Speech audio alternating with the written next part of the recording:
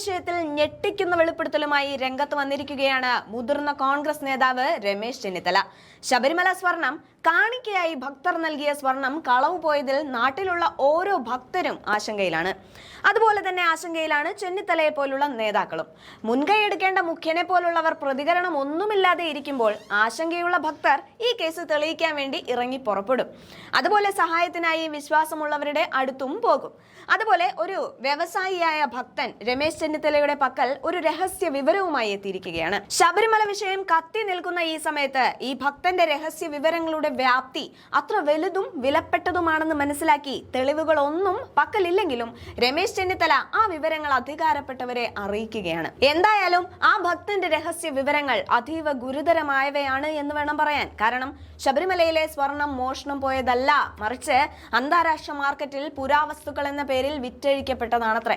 ഇതിന്റെ മൂല്യം എന്ന് പറയുന്നത് 500 കോടി മുതൽ 1000 കോടി വരെ വരുമെന്നാണ് അദ്ദേഹം പറയുന്നത്. അതുപോലെ സ്വർണ്ണ കൊള്ളയുമായി ദേവസ്വവുമായി ബന്ധമുള്ള കണ്ണികൾക്ക് പങ്കുണ്ടെന്നും അദ്ദേഹം ഉറപ്പിച്ചു പറയുന്നുണ്ട്.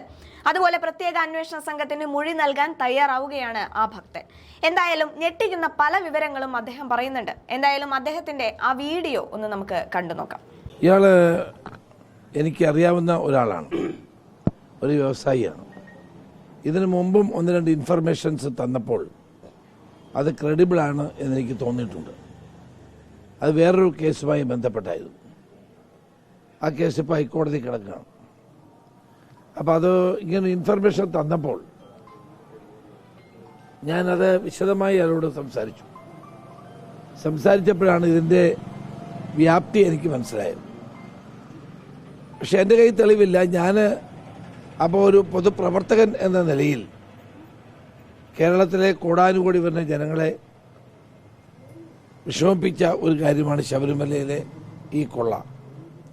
അപ്പം അതുമായി ബന്ധപ്പെട്ട്, ഈ സ്വർണ്ണക്കൊള്ളയുമായി ബന്ധപ്പെട്ട് അദ്ദേഹം എന്നോട് പറഞ്ഞ വിവരങ്ങൾ എനിക്ക് തോന്നി അത് SIT അറിയിക്കേണ്ടത് ആവശ്യമാണ്. അറിയിച്ച് അവർ അന്വേഷണം നടത്തട്ടെ. അദ്ദേഹം പറഞ്ഞ കാര്യങ്ങൾ ശരിയാണോ എന്നുള്ള കാര്യം അദ്ദേഹത്തെ വിളിച്ച് ചോദ്യം ചെയ്യട്ടെ. അദ്ദേഹത്തിന് അത് സ്വയം പറയാനൊരു പേടിയുണ്ട്. ഞാൻ പറഞ്ഞ അങ്ങനെ പേടിക്കേണ്ട, നിങ്ങൾക്ക് കിട്ടുന്ന വിവരങ്ങൾ നിങ്ങൾ SITയെ പറയണം, അത് SITയെ സഹായിക്കുമല്ലോ. അങ്ങനെ പറഞ്ഞപ്പോഴാണ് അദ്ദേഹം ഞാൻ ഇത് പറയാം എന്ന് പറഞ്ഞിട്ടുള്ളത്. ഇന്ന് ഞാൻ SITയോട് ഈ കാര്യങ്ങളെല്ലാം പറയും. അത് കഴിഞ്ഞിട്ട് അവർ അദ്ദേഹത്തെ വിളിച്ച് ചോദ്യം ചെയ്യട്ടെ. എനിക്കൊരു വിവരം കിട്ടിയപ്പോൾ അത് ഞാൻ അറിയിക്കേണ്ടത് ഒരു പൊതുപ്രവർത്തകൻ എന്ന നിലയിൽ എൻ്റെ ഉത്തരവാദിത്തമാണ് എന്ന് ഞാൻ കരുതി. തന്നെയുമല്ല, ഇത്രയും പ്രമാദമായ ഒരു കേസാവുമ്പോൾ നമ്മൾ ആ കിട്ടിയ വിവരം സപ്രസ് ചെയ്യുന്നത് ശരിയല്ല എന്നെനിക്ക് തോന്നി. അദ്ദേഹത്തെ വിളിച്ച് അവർ ചോദ്യം ചെയ്യട്ടെ. അദ്ദേഹത്തിൻ്റെ കയ്യിലുള്ള വിവരങ്ങളൊക്കെ അദ്ദേഹം പറയാം എന്നാണ് പറഞ്ഞത്. അദ്ദേഹം ഒരു വ്യവസായിയാണെന്നാണ് മനസ്സിലാക്കുന്നത്. അദ്ദേഹം എങ്ങനെയാണ് ഈ റാക്കിനെ കുറിച്ച് അദ്ദേഹം എങ്ങനെയാണ് അറിവുന്നത്?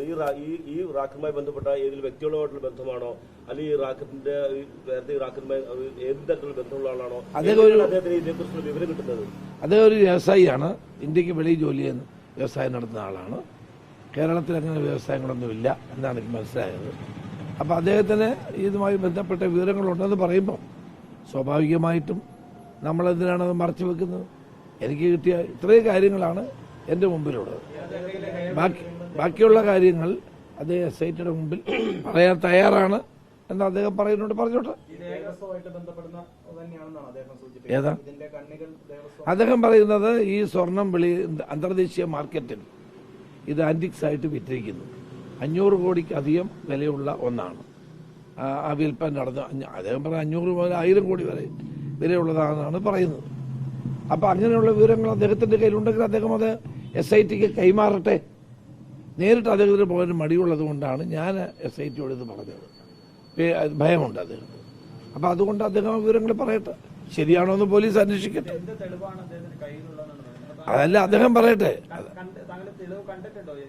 ഞാൻ പറഞ്ഞല്ലോ, ഇപ്പം നിങ്ങൾ എന്നെ ചോദ്യം ചെയ്യണം. ഒരു വിവരം കിട്ടി, ആ വിവരം SITയോട് പറയാൻ തയ്യാറായ എന്നെ ഇതിനകത്ത് കൂട്ടണ്ട. അപ്പം എനിക്ക് തോന്നിയത് ഈ നാട്ടിലെ ജനങ്ങൾ ഏറ്റവും കൂടുതൽ വേദനിക്കുന്ന ഒരു കാര്യമാണ് ശബരിമല ധർമ്മശാസ്താവിൻ്റെ കയ്യിൽ കൊടുത്ത ഒരു സ്വർണം നഷ്ടപ്പെട്ടുവെന്ന്. ഇന്നലെ എന്നെ ഒരാഴ്ചയ്ക്ക് മുമ്പ് ഒരാൾ വിളിച്ചു. അദ്ദേഹം എൻ്റെ മണ്ഡലത്തിൽപ്പെട്ട ആളാണ്, സുരേഷ് പാലാഴി എന്ന് പറയും. അദ്ദേഹം 15 കിലോ സ്വർണം അവിടെ പൂജാദ്രവ്യങ്ങൾ ഉണ്ടാക്കാൻ കൊടുത്തു. അദ്ദേഹം ഡാലസിൽ തന്നെ വിളിക്കുകയാണ്, എൻ്റെ സ്വർണ്ണം അവിടെ ഉണ്ടോ സാറേ ഒന്ന് അറിയണം, ഇനി അതും മോട്ടിച്ചുകൊണ്ട് പോയോ? ഞാൻ പറഞ്ഞു എനിക്കറിയില്ല, ദേവസ്വം ബോർഡ് ആണല്ലോ നിങ്ങൾ കൊടുത്തത്, അവിടെ കാണും എന്ന് പറഞ്ഞു. അപ്പോൾ ഇതുപോലെ ധാരാളം ഭക്തന്മാർ അവിടെ കൊടുത്ത അവരുടെ കാണിക്കയായി കൊടുക്കുന്നതിനെ പറ്റിയൊക്കെ ആശങ്കാകുലരാണ്. അത് പോയോ, മോഷ്ടിച്ചുകൊണ്ട് പോയോ, ഉണ്ടോ? കാരണം ഒരു ഭക്തൻ തൻ്റെ ആത്മസമർപ്പണമാണ് ഒരു കാണിക്ക, ഒരു ദക്ഷിണ എന്നെല്ലാം പറയുന്നത്. വിശ്വാസികളെ സംബന്ധിച്ചിടത്തോളം ഏറ്റവും പ്രധാനപ്പെട്ട കാര്യം. അപ്പോൾ ഇങ്ങനൊരു ഇൻഫർമേഷൻ കിട്ടിയപ്പോൾ ഞാനത് സപ്രസ് ചെയ്യുന്നത് ശരിയല്ല എന്ന് എൻ്റെ മനസ്സാക്ഷി തോന്നുന്നത്. ഞാനൊരു അയ്യപ്പ ഭക്തനാണ്, എല്ലാ വർഷവും അയ്യപ്പൻ മലയിൽ പോകുന്ന ഒരാളാണ്. ഈ വർഷം മാത്രം അമ്മ മരിച്ചുകൊണ്ട് പോകാൻ പറ്റില്ല, അടുത്ത വർഷം പോകും. അപ്പോൾ അത് കിട്ടിയപ്പോൾ അത് പറയേണ്ടത് എൻ്റെ ഉത്തരവാദിത്തമായിട്ട് ഞാൻ കരുതുന്നു. അതുകൊണ്ടാണ് ഞാൻ ജീവന്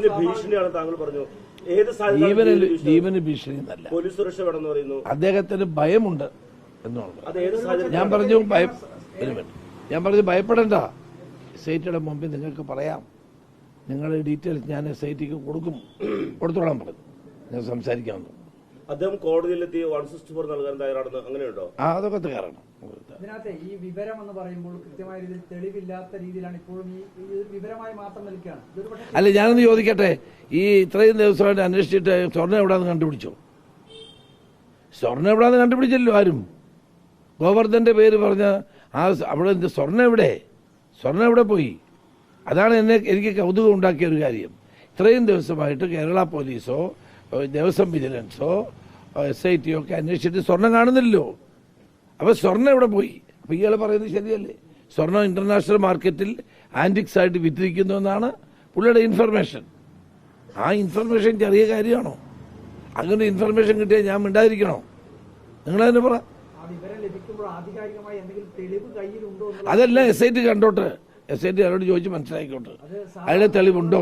ഞാൻ ഇൻട്രോഗേറ്റ് ചെയ്യുന്ന ഒരാളല്ലല്ലോ. എന്നോട് ഇത്രയും കാര്യം പറഞ്ഞപ്പം അത് നിങ്ങൾ SITയുടെ മുമ്പിൽ പറയണം. SIT ആണ് അന്വേഷിക്കുന്നത്, അവർ കണ്ടെത്തട്ടെ, അവർ ഫർദർ എൻക്വയറി നടത്തട്ടെ. SIT further enquiry.